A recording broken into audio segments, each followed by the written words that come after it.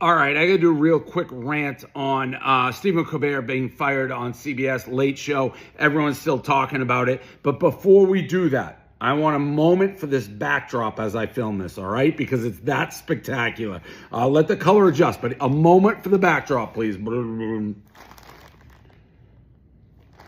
That's what I'm talking about.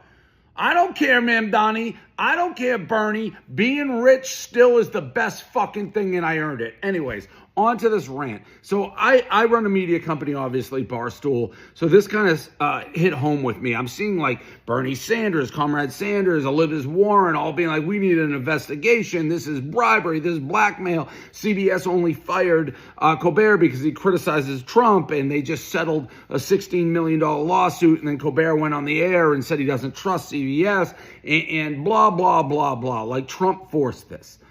And then the stats start coming out. Colbert makes $16 million a year. The Late Show with Colbert loses $40 to $50 million a year.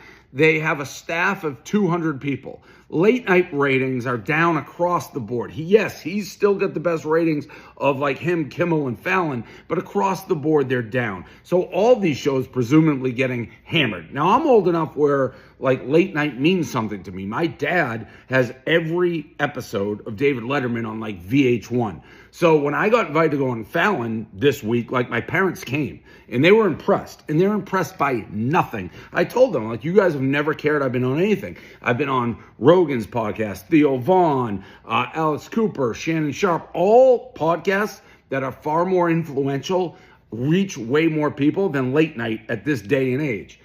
But for these people, including like Colbert, to be like, this isn't really right, that we're blindsided, buddy, you're losing $40 million a year.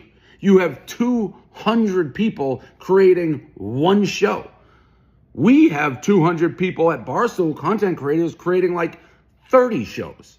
And some of them, the bigger ones, draw a bigger audience than Colbert. So like, what are we talking about? And then you compound that with Colbert openly going on air, being like, I don't trust CBS. This relationship can never be repaired. I can't believe they bowed or paid that lawsuit to Trump. If one of my employees, who I was paying $16 million a year while losing $40 million a year, went on their show and was like, I don't like Dave. I don't trust Dave. You know what I would do?